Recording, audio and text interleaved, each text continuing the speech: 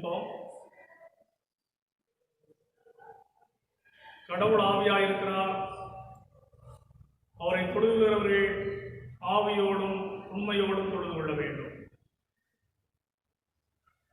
நான் பரிசுத்தர், ஆகையால் நீங்கள் நடக்கிற எல்லாவற்றிலையும் பரிசுத்தராயிருங்கள். கிருபை நிறைந்த ஆண்டவரே, இரக்கமன்ற ரட்சகரே, ஒருவராய் பெரிய அதிசயங்களை சேர்ந்தமான தேவனை துதிக்கிறோம், ஸ்தோத்திரிக்கிறோம். மகிழ்ச்சியான கர்த்தரை நாளுக்காகவும் கொடான கொடி தோத்திரம் செலுத்துகிறோம். கர்த்தர் நல்லவரும் நன்மை செய்வதுமாக இருப்பதற்கு கொடான கொடி தோத்திரம் செலுத்துகிறோம். கர்த்தருடைய சமூகத்தில் பயத்தோடும் பக்தியோடும் பணியோடும் பரிசுத்தத்தோடும் ஆராதிக்க வந்திருக்கிறோம். தேவனாய கர்த்தர் எங்கள் குற்றங்கள், குறைகள், பிழைகள், தவறுகள் அனைத்தையும் பொறுத்து மன்னித்து எங்களை ஆசீர்வதிக்க வேண்டும் என்று சொல்லி ஜெபிக்கிறோம். இந்த ஆராதனை வழியாக பரிசுத்த நாமம் மகிமைப்படுவதாக. இயேசு கிறிஸ்துவினுடைய பரிசுத்தமான நாமத்தில் வேண்டிக் கொள்கிறோம் எங்கள் நல்ல பிதாவே, ஆமென். ஆண்டவருடைய பரிசுத்த நாமத்தில் மகிமையாகவும் நம்முடைய ஆராதனைக்கு காரணமாகவும் நாம் யாரும் இணைந்து கீதங்கள் 13 சர்வலோகாதிபா நமஸ்காரம், சர்வ சிருஷ்டிகனே நமஸ்காரம் என்ற பாடல் நாம் பாடுவோம். கீதங்கள் 13.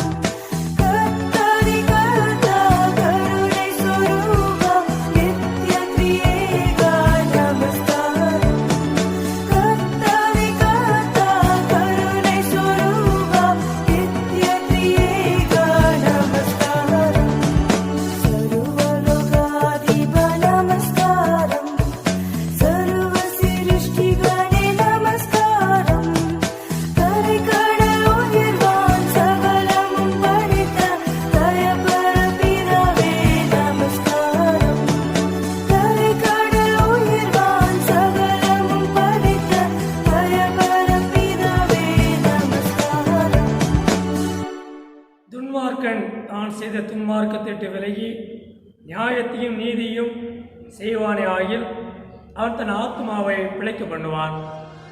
என் மீறுதல்களை நான் அறிந்திருக்கிறேன், என் பாவம் எப்பொழுதும் எனக்கு முன்பாக நிற்கிறது. தேவனுக்கு இருக்கும் பலிகள் நொறுங்குண்டாவிதான். தேவனே, நொறுங்குண்டதும் நறுங்குண்டதுமான இருதயத்தை புறக்கணீர். உங்கள் வஸ்திரங்களை அல்ல, உங்கள் இருதயங்களை கழித்து உங்கள் தேவனாகிய கர்த்தரிடத்தில் திரும்புங்கள். அவர் இரக்கமும் மன உருக்கமும் நீடிய சாந்தமும் மிகுந்த கிருபையும் உள்ளவர். அவர் தீங்குக்கு மனஸ்தாபடிகரமாயிருக்கிறார். கர்த்தாவே, என்னை தண்டியும், ஆனாலும் நான் அவமாய் போகாதபடி உம்முடைய கோபத்தினால் அல்ல, மட்டாய் தண்டியும். மனம் திரும்புங்கள், பரலோக ராஜ்யம் சமீபத்திருக்கிறது. நான் எழுந்து என் தகப்பனிடத்திற்கு போய், தகப்பனே, பரத்துக்கு விரோதமாகவும் உமக்கு முன்பாகவும் பாவம் செய்தேன். இனிமேல் உம்முடைய குமாரன் என்று சொல்லப்படுவதற்கு நான் பாத்திரன் அல்ல என்பேன். கர்த்தாவே, ஜீவனுள்ள ஒருவனும் உமக்கு முன்பாக நீதிமான் அல்லாததினாலே அடியேனை நியாயந்திருக்க பிரவேசியாதியும். நமக்கு பாவம் இல்லை என்பதால் நம்மை நாமே வஞ்சிக்கிறவர்களாயிருப்போம். சத்தியம் நமக்குள் இராது. நம்முடைய பாவங்களை நாம் அறிக்கையிட்டால் பாவங்களை நமக்கு மன்னித்து எல்லா அநியாயத்தை நீக்கி நம்மை சுத்திகரிப்பதற்கு கர்த்தர் உண்மையும் நீதி உள்ளவராய் இருக்கிறார். பிரியமான சகோதர சகோதரிகளே, நம்முடைய பரமபிதாவாகிய சர்வ வல்லமையுள்ள தேவனுடைய அளவில்லா தயவினாலும் இரக்கத்தினாலும் பாவ மன்னிப்பை பெறுவதற்காக நாம் செய்த பலவிதமான பாவங்களையும் அக்கிரமங்களையும் அவர் சந்நிதியில் மாயமாய் மறைத்துக் கொள்ளாமல் பணிவும் தாழ்மையும் துக்கமும் கீழ்ப்படுத்துள்ள இதயத்தோடைய அறிக்கையிட வேத வசனம் பற்பல வாக்கியங்களில் நம்மை ஏவுகிறது. நாம் இக்காலத்திலும் தேவனுக்கு முன்பாக நம்முடைய பாவங்களை மனத்தாழ்மை அறிக்கையிட வேண்டும் என்று அவருடைய திருக்கரங்களினாலே நாம் பெற்றுக்கொண்ட மேன்மையான உபகாரங்களுக்காக சோத்திரம் செலுத்தவும், மிகவும் சிறந்த அருளை புகழை பிரஸ்தாபம் பண்ணவும், அவருடைய மகா பரிசுத்த வசனத்தை கேட்கவும், நம்முடைய சரீரத்திற்கும் ஆத்மாவுக்கும் தேவையான வேண்டிக் கொள்ளவும் நாம் கூடி வந்திருக்கிற தருணத்திலே பாவங்களை அளிக்கிற விசேஷ கடமையாயிருக்கிறது. ஆகையால் இங்கே இருக்கிற நாம் யாவரும் சுத்த இதயத்தோடும் தாழ்ந்த சுத்தத்தோடும் பரம கிருபா சண்டையில் என்னுடனே கூட சேர்ந்து நான் சொல்லுகிற பிரகாரம் சொல்ல உங்களை வேண்டிக் கொள்கிறேன். நாம் யாவரும் முழங்கால் படியிட்டு நம்முடைய பொதுவான பாவ அறிக்கை ஜெபத்தை சேர்ந்து ஏறெடுப்போம். சர்வ வல்லமையுள்ள இறக்கமுள்ள பிதாவே, தப்பிப்போன ஆடுகளைப் போல நாங்கள் வடிவெடுத்து அறிந்திருந்தது போலும் எழுதிய யோசனைகளுக்கு விருப்பங்களுக்கு மிக வினிங்கி நடந்தோம். புஸ்தக கற்பனைக்குறமாய் குற்றம் செய்தோம். செய்திருக்கிறவர்களை செய்யாமல் செய்த காலங்களை செய்து வந்தோம். எங்கள் சுகமில்லை, ஆனாலும் ஆண்டவரே தேவரே, எங்கள் தாய் இயேசு கிறிஸ்துவின் மூலமாய் மனிதருக்கு அருள் செய்த வாக்குத்தத்தத்தின்படியே நிர்வாகியமுள்ள குற்றவாளிகளாய் எங்களுக்கு இறங்கும். தப்பிதங்கள் அளிக்கிறவர்கள் பொறுமையாயிரும். பாவத்தின் நிமித்தம் துன்பப்படுகிறவர்கள் சீர்படுத்தும். மிகவும் இரக்கமுள்ள பிதாவே, பரிசுத்த நாமம் உண்டாகும்படி நாங்களே இனித தேவபக்தியும் நீதியும் தெளிந்த புத்தி உள்ளவர்களாய் நடந்து வர இயேசு கிறிஸ்துவின் மூலமாய் கிருபை செய்தருளோம். ஆமென். நம்முடைய கர்த்தராகிய இயேசு கிறிஸ்துவின் பிதாவாய் இருக்கிற சர்வ வல்லமையுள்ள கடவுள் பாவியின் மரணத்தை விரும்பாமல் அவன் தன் பாவத்திற்கு பிழைப்பதை விரும்பி பாவத்திற்கு நித்தம் துக்கப்படுகிற பாவமோசனத்தை மன்னிப்பை குறிவிக்க நம்முடைய ஊழியக்காரர் அதிகாரத்தையும் கட்டளை அறிவிச்சிருக்கிறார். மெய்யாய் மனதிலே நமது பரிசுத்த சுவிசேஷத்தை உண்மையாய் விசுவாசிக்கிற யாவருக்கும் அவர் பாவங்களை மன்னித்து விமோச்சனம் செய்கிறார். ஆகையால் கணேசரே, அவருடைய நித்திய ஆனந்தில் சேர்கிறாய். இவ்வுலகத்திலே நாம் செய்கிற காரியங்கள் பிரியமாக இருக்கவும், இனி உயிரோடு இருக்கிறாரெல்லாம் ஆசை இல்லாமல் பரிசுத்தம் உள்ளடக்கவும், அவர் நமக்கு மெய்யான மனதுகளையும் நம்முடைய பரிசுத்தம் செய்ய வேண்டும் என்று நம்முடைய கர்த்தராயிருக்கிற இயேசு கிறிஸ்து மூலமாய் அவரை வேண்டிக் கொள்ள கடவோம். ஆமென். நாம் யாவரும் கர்த்தருடைய ஜெபத்தை சேர்ந்து எடுப்போம். பரமண்டலங்களில் இருக்கிற எங்கள் பிதாவே, உம்முடைய நாமம் பரிசுத்தப்படுவதாக, உம்முடைய ராஜ்யம் வருவதாக, உம்முடைய சித்தம் பரமண்டலத்திலே செய்யப்படுகிறது போல பூமியிலையும் செய்யப்படுவதாக. அன்றுள்ளப்பத்தை எங்களுக்கு இன்று தாரும். எங்களுக்கு விரோதமாய் குற்றம் செய்கிறவர்களுக்கு நாங்கள் மன்னிக்கிறது போல எங்கள் குற்றங்களை எங்களுக்கு மன்னியும்.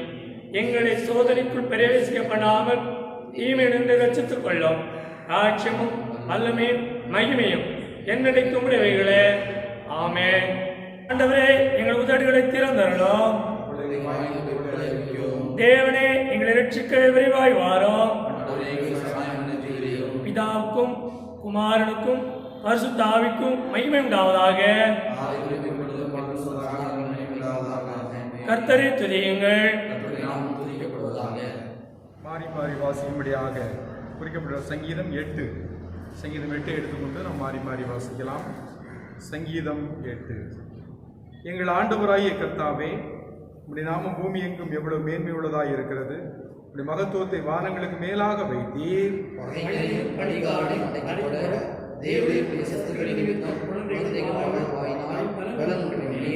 உமது விரல்களின் கிரியையாகிய உம்முடைய வானங்களையும் நீர் ஸ்தாபித்த சந்திரனின் நட்சத்திரங்களை நான் பார்க்கும்போது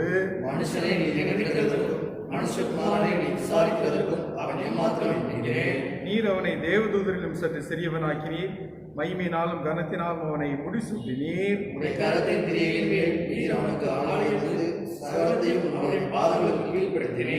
ஆடு மாடுகள் எல்லாவற்றையும் காட்டு மிருகங்களையும்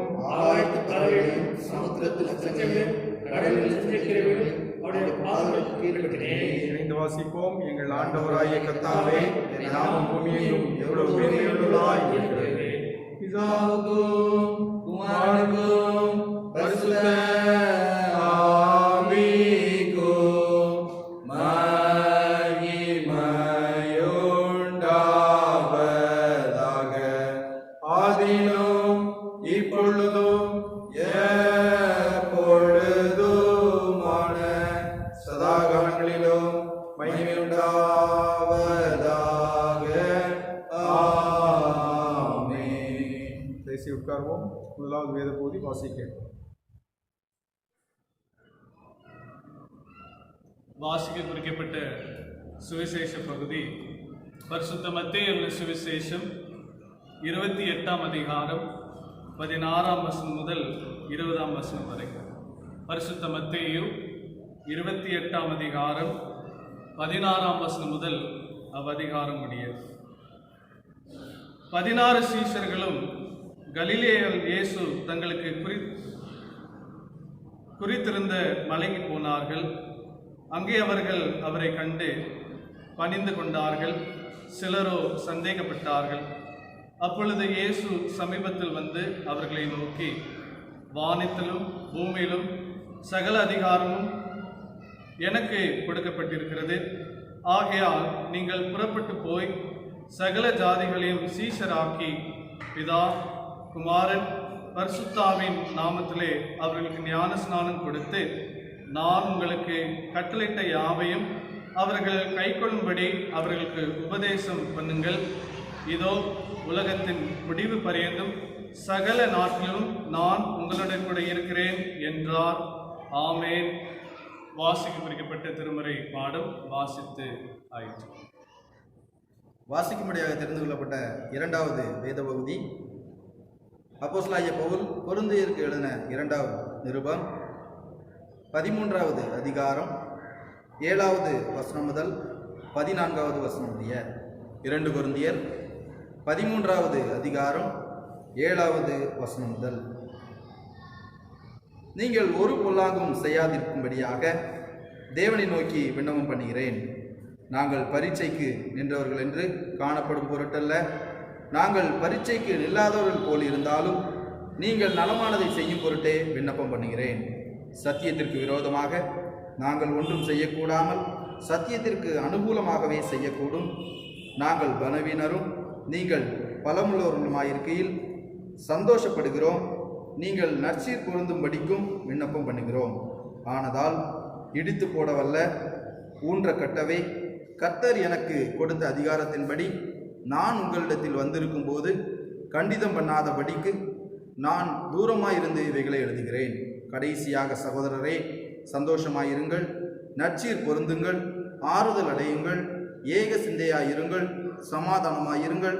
அப்பொழுது அன்புக்கும் சமாதானத்துக்கும் காரணராகிய தேவன் உங்களோட கூட இருப்பார். ஒருவரை ஒருவர் பரிசுத்த முத்தத்தோடு வாழ்த்துங்கள். பரிசுத்தவான்கள் எல்லாரும் உங்களுக்கு வாழ்த்துதல் சொல்லுகிறார்கள். கர்த்தராகிய இயேசு கிறிஸ்துவினுடைய கிருபையும் தேவனுடைய அன்பும் பரிசுத்த ஆவியினுடைய ஐக்கியமும் உங்கள் அனைவரோடும் கூட இருப்பதாக. ஆமீன் என்பது வாசிக்கும்படியாக தெரிந்து கொள்ளப்பட்ட இரண்டாவது வேத பகுதி வாசித்தாயிற்று. நம் யாவரும் இணைந்து நம்முடைய விசுவாசத்தை அப்போஸ்தலருடைய விசுவாச பிரமாணம் மூலமாக நாம் அறிக்கை செய்வோம். வானத்தையும் பூமியையும் படைத்த சர்வ வல்லமையுள்ள பிதாவாகிய தேவனை விசுவாசிக்கிறேன். அவருடைய ஒரே குமாரனாகிய மெனாதரி இயேசு கிறிஸ்துவையும் விசுவாசிக்கிறேன். அவர் பரிசுத்த ஆவியினாலே கன்னிமரியாடத்தில் உட்வைத்து பிறந்தார். தொந்தி பிலாத்துவின் காலத்தில் பாடுபட்டு சிலுவையில் அறையுண்டு மரித்து அடக்கமணப்பட்டு பாதாளத்தில் இறங்கினார். 3ஆம் நாள் மரித்தோடு திறந்து எழுந்தள்ளினார். பரமண்டலத்துக்கு ஏறி சர்வ வல்லமையுள்ள பிதாவாகிய தேவனுடைய வலது பாரிசத்தில் வீற்றிருக்கிறார். அவ்விடத்திலிருந்து உயிர்லோரையும் மரித்தோரையும் நியாயம் தீர்க்க வருவார். பரிசுத்த ஆவியை விசுவாசிக்கிறேன். பொதுவாயிருக்கிற பரிசுத்த சபையும் பரிசுத்த வாங்க ஐக்கியமும் பாவம் மன்னிப்பும் சரீர உயிர்த்தலும் நித்திய ஜீவனும் என்று விசுவாசிக்கிறேன். ஆமேன். மீண்டுமாக அருளுரைக்கு ஆயத்தமாக நாம் யாவரும் இணைந்து கீதங்களும் கீர்த்தனைகளும் 11வது பாடல் பாடுவோம். திருமுதல் திருவாசனனே சரணம். கீதங்களும் கீர்த்தனைகளும் 11வது பாடல்.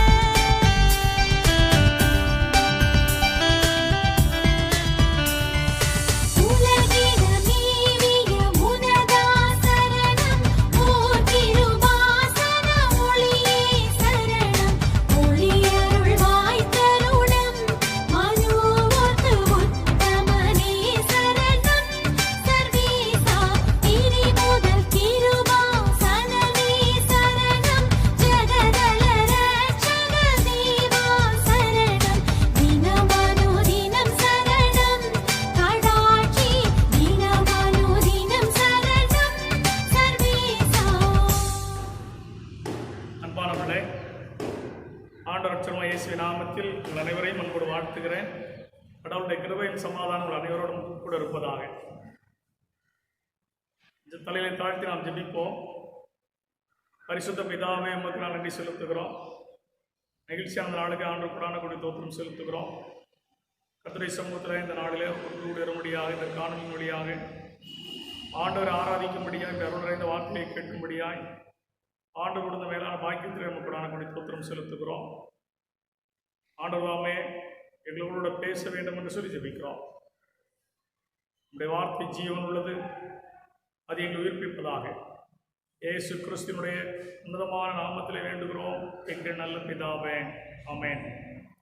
அன்பானவர்களே, ஆண்டவர் ரட்சகர் இயேசுவின் நாமத்தில் மீண்டுமாக உங்களை வாழ்த்துகிறேன்.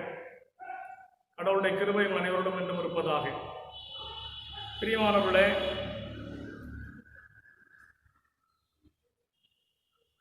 கர்த்தருடைய ஊழியக்காரனாகிய யோவான் தன்னுடைய நற்செய்தியில எழுதுகிற பொழுது ஆண்டவருடைய அன்பை குறித்தும் அவர் மனுமக்கள் மீது வைத்திருக்கின்ற பேரன்பை குறித்தும் 1 யோவான் 3 அதிகாரம் 16 வசனத்தில் அவர் சொல்லுகின்றதை நாம் அறிந்திருக்கின்றோம். ஆண்டுடைய வார்த்தை இப்படியாக சொல்லுகிறது. 1 யோவான் 3:16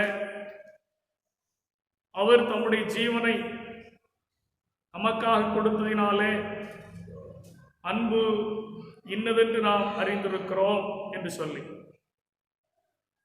நமக்காக ஜீவனை கொடுத்த ஆண்டவர், நமக்காக தம்முடைய வாழ்வை சிலுவையிலே ஈந்த கடவுள் எதற்காக என்று நாம் பார்க்கிற பொழுது, நம்மை மீட்கும்படியாக, நமக்கு மறுவாழ்வு கொடுக்கும்படியாக அவர் தமது ஜீவனை நமக்காக கொடுத்தார். இந்த ஜீவனை கொடுத்த ஆண்டவரை குறித்து யோவான் நற்செய்தி 1 அதிகாரம் 1 வசனத்திலும் 14 வசனத்திலும் நாம் வாசித்து பார்க்கிற பொழுது, யோவான் நற்செய்தியாளன் கடவுளை அறிமுகப்படுத்துகின்ற பொழுது சொல்லுகின்றார், ஆதியிலே வார்த்தை இருந்தது என்று சொல்லி. அந்த வார்த்தை தேவனோடு இருந்தது, அந்த வார்த்தை தேவனாய் இருந்தது என்று சொல்லி வார்த்தையாகிய கடவுளை குறித்து சொல்லிவிட்டு 14 வசனத்தில் அவர் சொல்லுகிறார், அந்த வார்த்தை மாம்சமாகி கிருபையினாலும் சத்தியத்தில் நிறைந்தவராய் நமக்குள்ளே வாசம் பண்ணினார் என்று சொல்லி, வார்த்தையாகிய கடவுள், மாம்சமாகிய கடவுள், நமக்குள் வாசம் பண்ணும் கடவுள் என்று சொல்லி இங்கே ஆண்டவரை குறித்து யோவான் தன்னுடைய 1 அதிகாரம் 1 வசனம் 14 வசனத்தில் மிக தெளிவாக அறிமுகப்படுத்துகின்றதை நாம் பார்க்க முடிகிறது.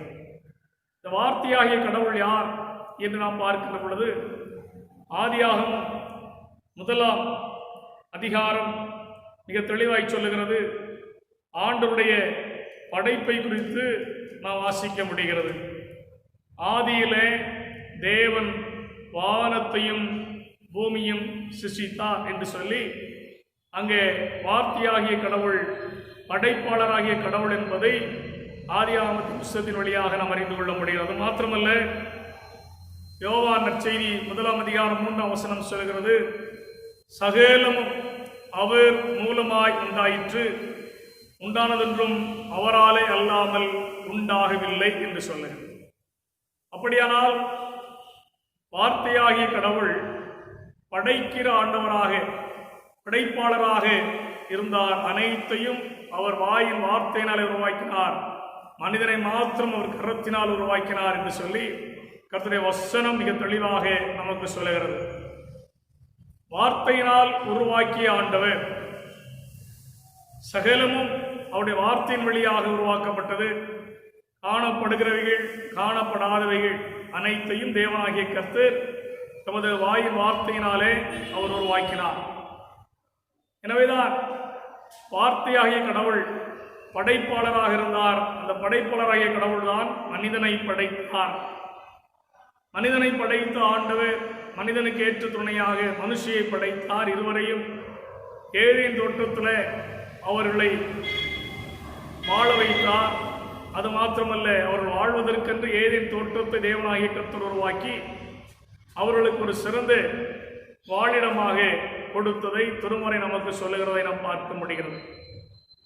படைத்த ஆண்டவர் தன்னுடைய படைப்புகளோடு கூட மிக நெருக்கமான உறவு கொள்ளுகிற ஆண்டவராக, உறவாடுகிற ஆண்டவராக இருந்தார் என்பதை நாம் மிக தெளிவாக ஆதியாகமத்தின் புஸ்தகம் 3ஆம் அதிகாரம் 9ஆம் வசனத்திலே நாம் வாசிக்க முடிகிறது.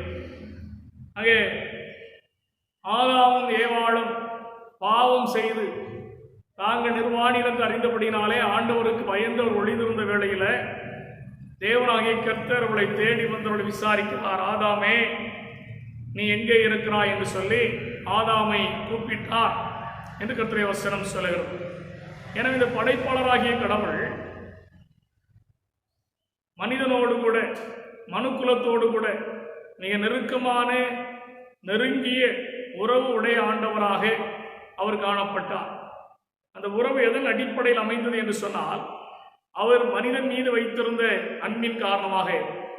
அதை எந்த வார்த்தையின் வழியாக நாம் அறிந்து கொள்ள முடிகிறது என்று நாம் பார்க்கின்ற பொழுது, தேவனாகிய கர்த்தருடைய படைப்பை குறித்து நாம் பார்க்கிற பொழுது, அவர் மனிதனை தேவ சாயலாக படைத்தார் என்று சொல்லி கர்த்தருடைய வசனம் நமக்கு சொல்லுகிறது. எனவே மனிதனை கடவுள் தமது சாயலாகவும் தமது ரூபத்தின்படியும் உண்டாக்குவோம் என்று சொல்லி உண்டாக்கினார் என்று சொல்லி ஆதியாகமத்தின் புஸ்தகம் 1ஆம் அதிகாரம் 26ஆம் வசனத்தில் நாம் வாசிக்கின்றோம்.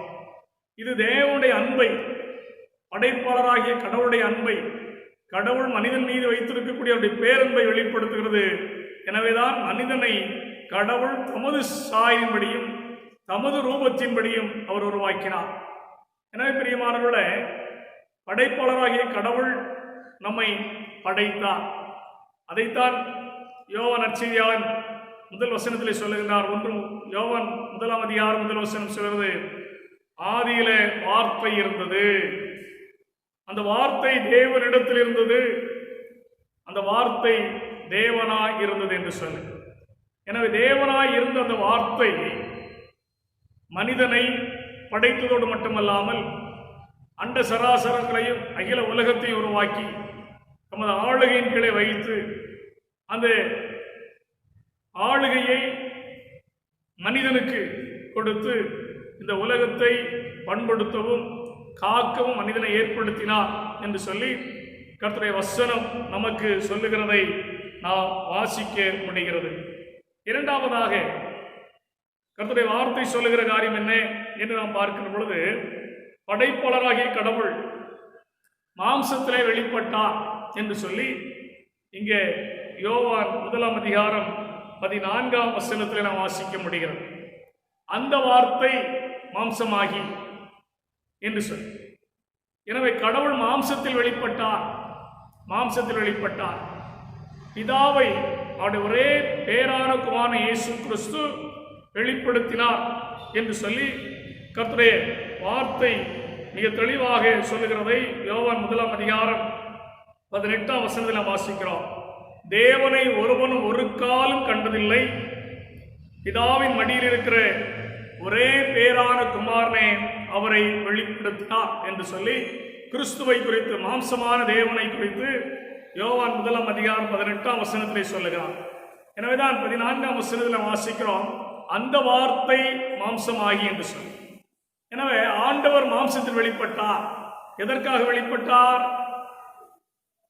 தன்னுடைய படைப்புகள் பாவத்தில் விழுந்து தேவ சித்தத்திற்கு மாறாக பரிசுத்தத்தை இழந்து போன பொழுது, கடவுளுடைய உறவை இழந்து போன பொழுது, மீண்டுமாக கடவுளுடைய உறவை அவர்களுக்கு கொடுக்கவும், அவர்கள் இழந்து போன பரிசுத்தத்தை அவர்களுக்கு கொடுக்கவும், அவர்கள் இழந்து போன நன்மைகளை பாக்கியமான வாழ்வில் பெற்றுக்கொள்ளவும் தேவனாகிய கர்த்தர் மாம்சத்தில் வெளிப்பட்டார் என்று சொல்லி கர்த்தருடைய வார்த்தை மிக தெளிவாக சொல்லுகின்றதை நாம் வாசிக்க முடிகிறது.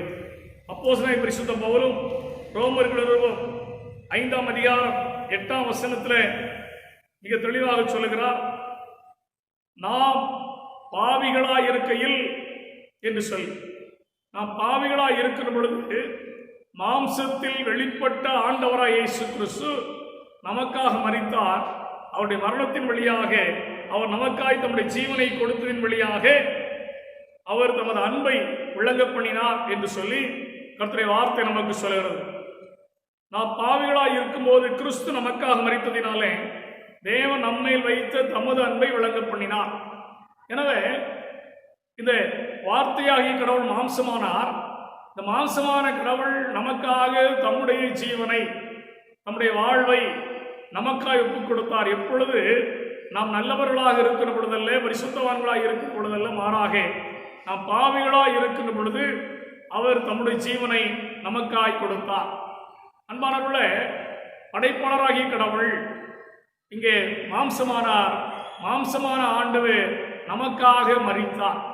எனவே இந்த மரித்த ஆண்டவர், நமக்காய் ஜீவன் கொடுத்த ஆண்டவர், நமக்காய் மறுவாழ்வு கொடுத்த ஆண்டவர் என்று சொல்லி நாம் ஆண்டவரை குறித்து அறிந்திருக்கிறோம்.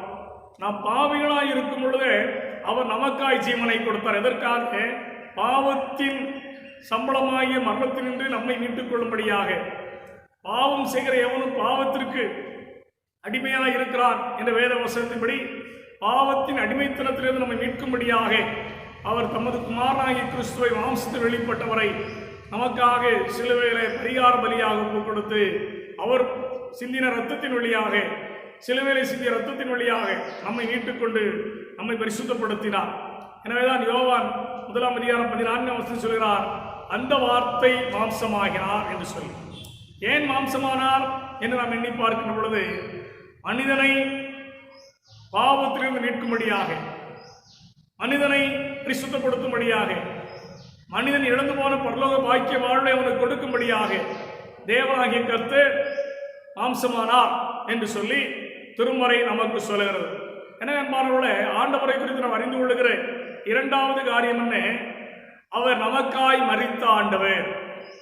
படைத்த ஆண்டவர் மட்டுமல்ல, நமக்காக மரித்து உயிர்த்தெழுந்த ஆண்டவர் என்று சொல்லி திருமறை நமக்கு சொல்கிறது. நிறைவாக இந்த ஆண்டவரை குறித்து யோவான் சொல்லுகின்ற பொழுது, இந்த மரித்து உயிர்த்த ஆண்டவர் எப்படிப்பட்டவர் என்று நாம் பார்க்கிற பொழுது, நமக்குள் வாசம் பண்ணுகின்ற ஆண்டவர் என்று சொல்லி வேதம் சொல்லுகிறது. யோவான் 1ஆம் அதிகாரம் 14ஆம் வசனம், அவர் நமக்குள்ளே வாசம் பண்ணினார்.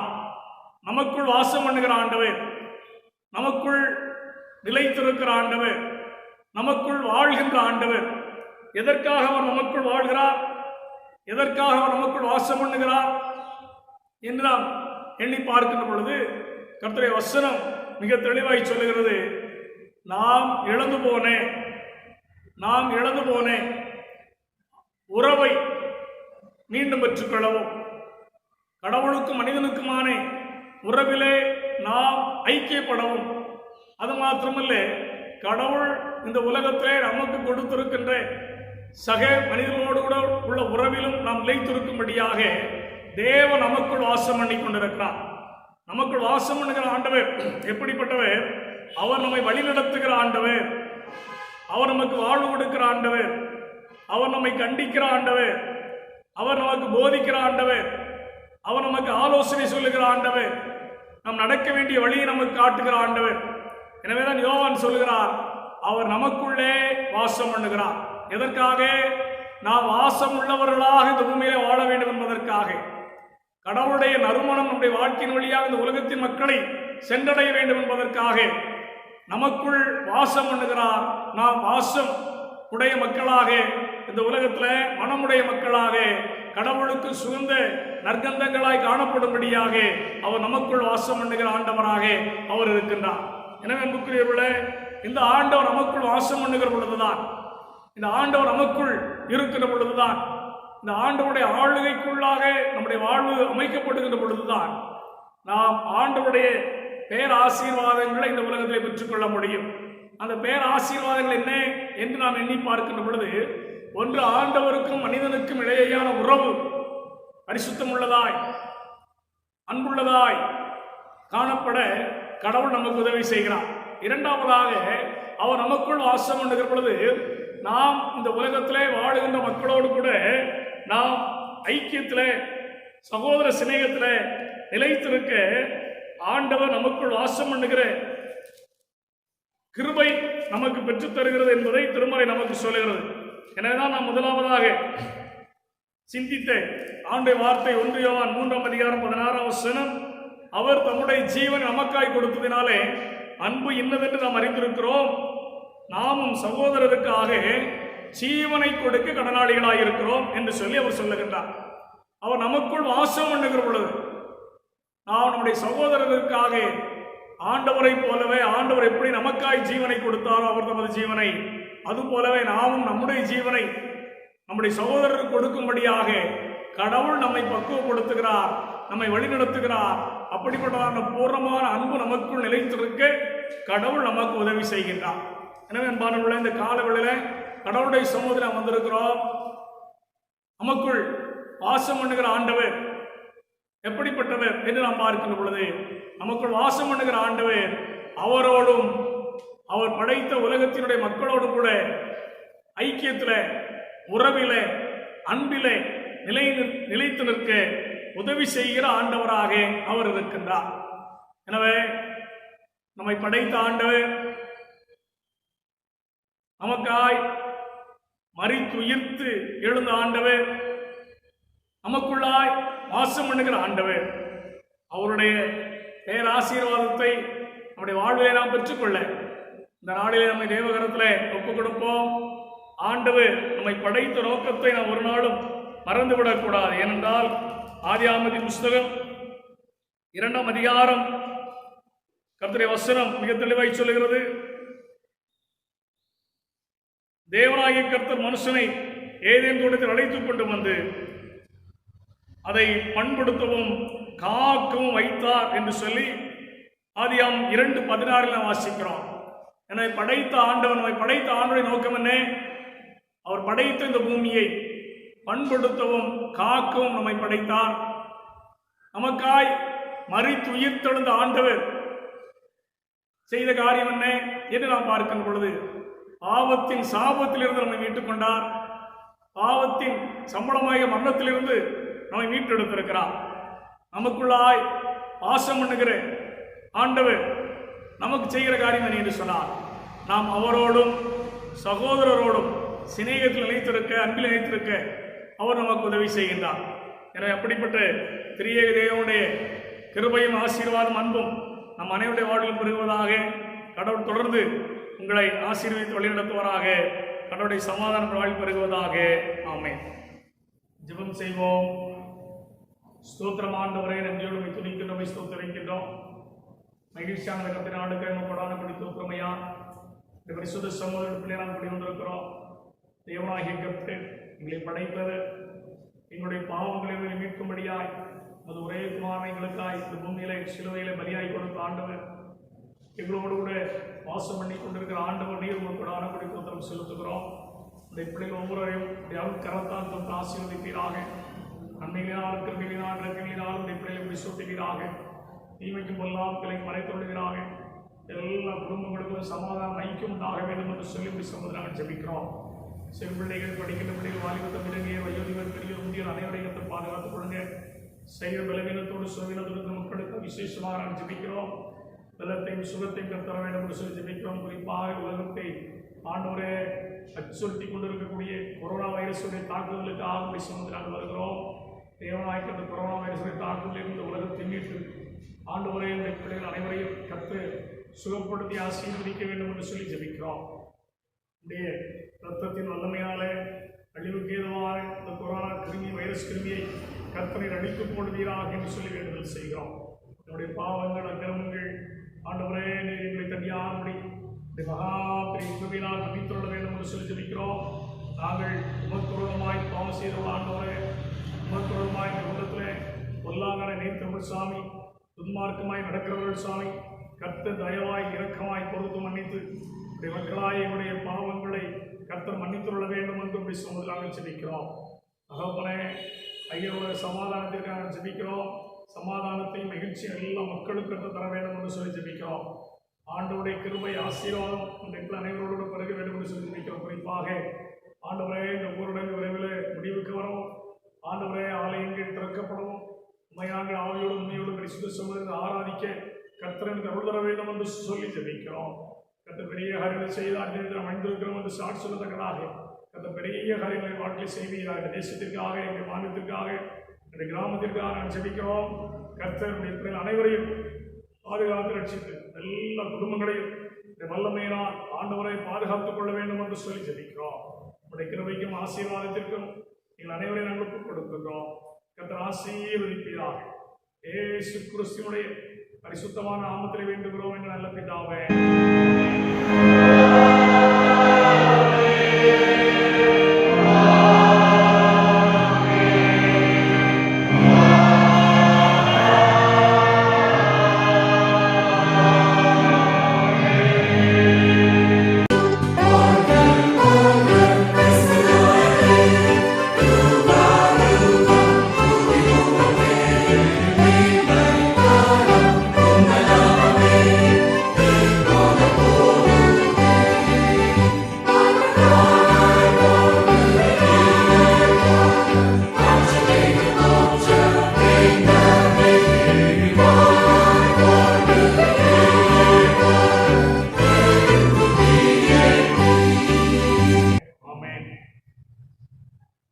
நம்முடைய கர்த்தராய் இருக்கிற இயேசு கிறிஸ்துவின் கிருபை, பிதாவாய் இருக்கிற நம்முடைய தெய்வத்தின் அன்பு, பரிசுத்த ஆவியின் ஐக்கியம் நம் அனைவரோடு கூட எப்போதைக்கும் இருப்பதாக. என் ஆத்துமாவே கர்த்தரை ஸ்தோத்திரி, என் முழுவதுமே நாமத்தை ஸ்தோத்திரி. என் ஆத்துமாவே கர்த்தரை ஸ்தோத்திரி, கர்த்தர் செய்த சகல உபகாரங்களை மறவாதே. ஆமென்.